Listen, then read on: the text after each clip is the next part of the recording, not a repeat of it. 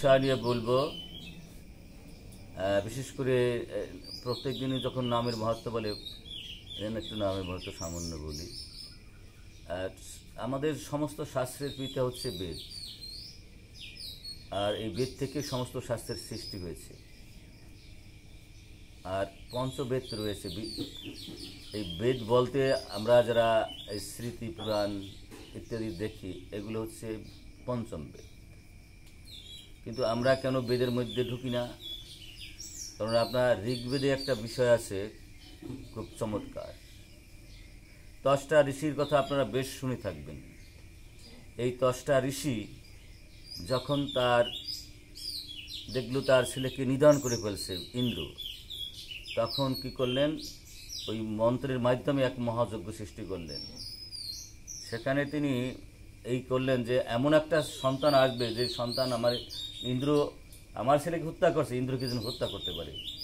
কিন্তু মন্ত্র উচ্চারণের ভুলের জন্য মানে বলছে এমন একটা ছেলে হোক যে ছেলেটাকে যেন ইন্দ্র হত্যা করে।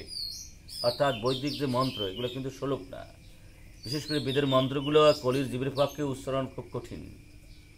এই জন্য পঞ্চম বেদটাই আমাদের আচরণ করা ভালো।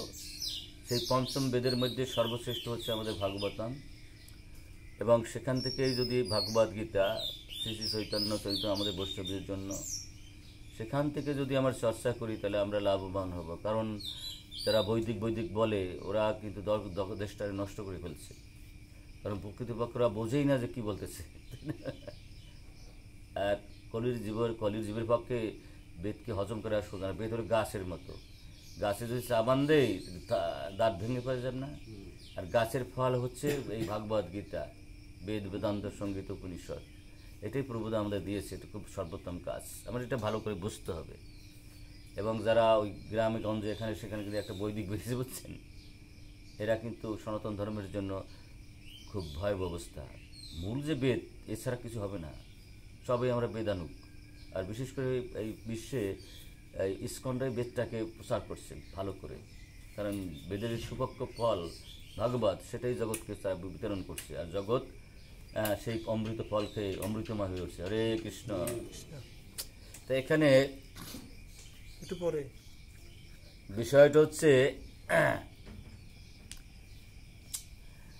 আমরা যে পথেই থাকি, অহংকার চূর্ণ বিচূর্ণ না হলে আমাদের কিছু জীবন সার্থক হবে না। একেবারে সর্বশ্রেষ্ঠ মেডিসিন হচ্ছে নাম। নামের মতো এত সুন্দর মেডিসিন অহংকার মুক্ত হওয়ার জন্য কিছু নাই। সেই বেদে বলেছে নমস, যাহা নামাই নিয়ে আসে। এমন কোনো শক্তি নাই যে ভগবান গোলক বিহারীকে এখানে নামাই নিতে পারে। আমরা যদি ব্রহ্মখানে অপ্রাশূন্য নাম না নেই, ভগবান এখানে ঘুর করে। হরে কৃষ্ণ। একমাত্র নামেই শক্তি আছে। নামাস মানে নামাই নিয়ে আসে। কে? যাকে জ্ঞানে পারে না, ধ্যানে পারে না, যোগে পারে না, বিদ্যায় পারে না, বুদ্ধি পারে না, সাধনে পারে না, সেটা কলির যে সর্বশ্রেষ্ঠ 16 নাম 32 অক্ষর, এটা যদি আমরা শুদ্ধভাবে সকালবেলা জপতে পারি, ভগবান নেমে আসে। আর একটা কী করে নামে? আমরা সবাই কম বয়সী অহংকারে পাহাড়ে বসে আছি। সেটা আমরা বুঝি না। এটা বোঝার মধ্যে আমাদের ভগবান এত সোজা না যে আমরা যে প্রত্যেকটা জীব একটা হিমালয়ের সময় পাহাড়ের মধ্যে বসে আছি অহংকারে পাহাড়ে, এটা আমরা বুঝি না। এই নামও চূর্ণ বিচ্ছিন্ন করে দেয় সে পাহাড়টা। এবং আমরা যে যাই বলি, মহাপুরুষ যা বলছে এটা সর্বোত্তম। ওই যে তিরিনদবী শুনিছিল তরুর্বশেষ না অমানীয় মান্দন কীর্তনিয়া সদাহরি, এই ভাবটা যদি আমাদের ভিতরে না আসে, কিন্তু ভজনটা আমরা সিদ্ধ হতে পারবো না। ভজন হবে, মিশ্র ভজন হবে, ত্রুটিযুক্ত ভজন হবে। কিন্তু যদি ভগবান পেতে চাই, ভক্তিকে পেতে চাই, প্রেমকে পেতে চাই, তাহলে ওই মহাপ্রভু এই শ্লোকটা অবশ্যই মানতে হবে। শ্রী শ্রী চৈতন্য চরিতামৃতে বহু জায়গায় এর উদ্ধৃতি আছে। যাহারা এই শ্লোকটা মেনে নাম জপ করবে, তারা নামের সর্বশ্রেষ্ঠ ফল পাবে। হরে কৃষ্ণ। যতক্ষণ পর্যন্ত এই শ্লোকটা আমরা না করতে পারবো তা হবে না। তবে এই শ্লোকটা জীবন দিয়ে আচরণ করতে হলে আমাদের অবশ্যই এই নাম জপ করতে হবে। নাম জপ করতে করতে আমরা এই শ্লোকটা জীবন নিয়ে আচরণ হবে। তিনিও তো সুনিশ্চয় এই ইয়ের মধ্যে যদি মানে জঙ্গল বা তীরের উপর দিয়ে হেঁটে যায়, কিন্তু ওই লাভ দিয়ে ওঠে, মাথাটা নষ্ট হয়, আবার লাভ দিয়ে ওঠে। কিন্তু বৈষ্ণব এই কাজটি করে দণ্ডের মতো পড়ে থাকবে সাধুর উচ্চারণে, গুরুর চরণে, শাস্ত্রের চরণে লাভ দেওয়ার বৈষ্ণবের সুযোগ নেই, আন্ডারস্ট্যান্ড। কিন্তু যদি লাভ দিয়ে উঠি তাহলে বুঝতে হবে যে আমি এখনো স্তরে পৌঁছতে পারিনি, তাই না? তিরুদেবী শুনিস না, তরির উপর সইস না। গাছে সমস্ত ডাল যদি কেটে নেওয়া যায়, একটা ডালও যদি থাকে, সে কি কার্বন ডাইঅক্সাইড নেয় না, অক্সিজেন দেয় না? সে কি ছায়া দেয় না? আমাকে যে যত কষ্ট করুক, অপমান করুক, দুঃখ কষ্ট দেউক, আমি যেন ভুলে না যাই যে আমার কর্তব্য হচ্ছে ওর উদ্ধার করা, ওকে প্রেম দেওয়া, ওকে ভালোবাসা দেওয়া, তাই না? আমার জন্য আমি জগতে আসিনি। যদি আমার জন্য আমি জগতে আসি, তো বুঝতে আমি ছোটোখাটো অসুর, আন্ডারস্ট্যান্ড। আমার ভাবতে হবে আমি আসছি জগতের কল্যাণের জন্য। এই ভাবনা নিয়ে যদি আমরা ভজনে হই, তাহলে কিন্তু আমরা সর্বোত্তম লাভটি পাব। আর এইটা আমাদের নামে দেবে, এই ভাবটুকু আমাদের নামে দেবে। সমস্ত দুঃখ কষ্টকে আমার ভগবানের কৃপা ভেবে জগৎ কল্যাণের জন্য ইসকে বিলাই দিতে হবে। হরে কৃষ্ণ। তাহলে নাম নাম করে আমাদের নামের ফল যথার্থ পাবো। হ্যাঁ, তারপর অমাননীয় মানদণ্ড।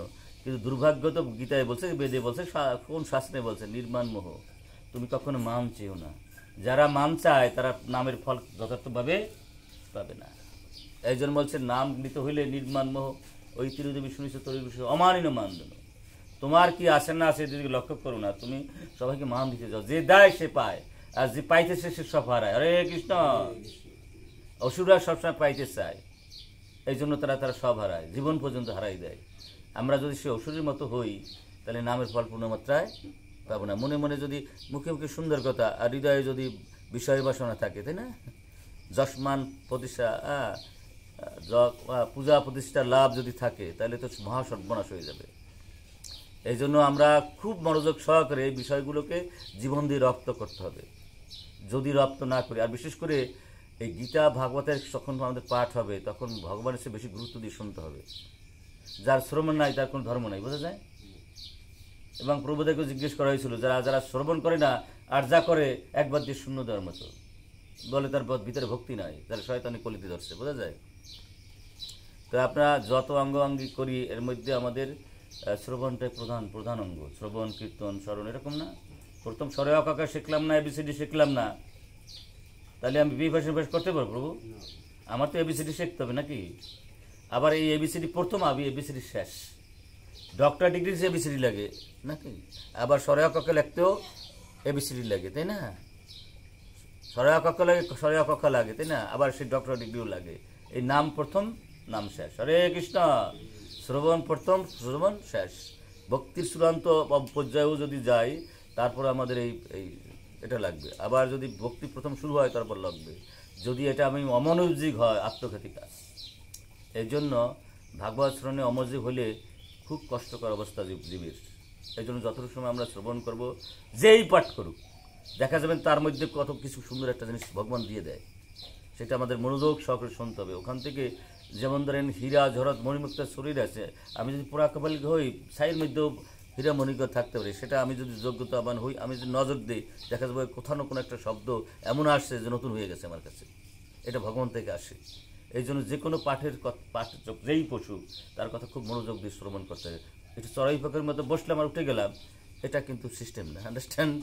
তাতে কিন্তু ভাগবত চরণে আমরা হয়তো উঠে যেতে পারি, সেটা বিশেষ ক্ষেত্রে। হয়তো একটা আপৎকালীন ঘটনা ঘটলো, না উঠলেই হয় না, তখন প্রণাম দিয়ে উঠে যেতে হবে। কিন্তু আসলে আবার চড়াই পাখির মতো উঠে গেলাম, এটা কিন্তু ভক্তের লক্ষণ না, বোঝা যায়। তো যাই হোক, আপনাদের চরণে কোটি দণ্ডবাদ জানাই। যে কথা আমি মুখে বলে এটা জীবন দিয়ে আচরণ করতে পারি, জানি আমারও ত্রুটির অভাব নাই, অনন্ত ত্রুটি আমার ভিতরে। যদি আপনাদের কৃপা হয়, হয়তো এই ত্রুটি মুক্ত হয়ে যাব। জানি না জীবনের কোন জন্মে কোন অপরাধ করেছি, নিশ্চয়ই যেভাবে ভজন করতে চাই তারও ত্রুটি হয়ে যায়। হ্যাঁ, হঠাৎ দেখা গেল যেটা চাই না সেটা ঘটে গেছে, যেটা ভাবতে চাই না সেটা ভাবনা এসে গেছে। এটা হয়তো পূর্বজন্মের কর্মফল। এই জন্য বলা হয় প্রাব্ধ অপ্রাব্ধ কুটো বীজ। তবে ভজনের মধ্যে শ্রেষ্ঠ নবে বিধা ভক্তি, কৃষ্ণ প্রেম কৃষ্ণতে ধরে মহাশক্তি, তার মধ্যে সর্বশ্রেষ্ঠ নাম সংকীর্তন, নিরাপদের নাম লইলে পায় প্রেমধন। আমরা জানি এই শ্লোকটা মেনে একটু নাম জপ করি, তাহলে আমাদের দেবের দুর্লভ মানবজন সার্থক হবে, ভগবান নেমে আসবে। আমরা যে অহংকারের পাহাড়ে বসে আছি, সেটা চূর্ণ বিচ্ছিন্ন হয়ে আমরা তৃণোদয় বিচ্ছিন্ন হয়ে যাব। তাইলে নামের ফল পূর্ণমাত্রায় পাবো। নাম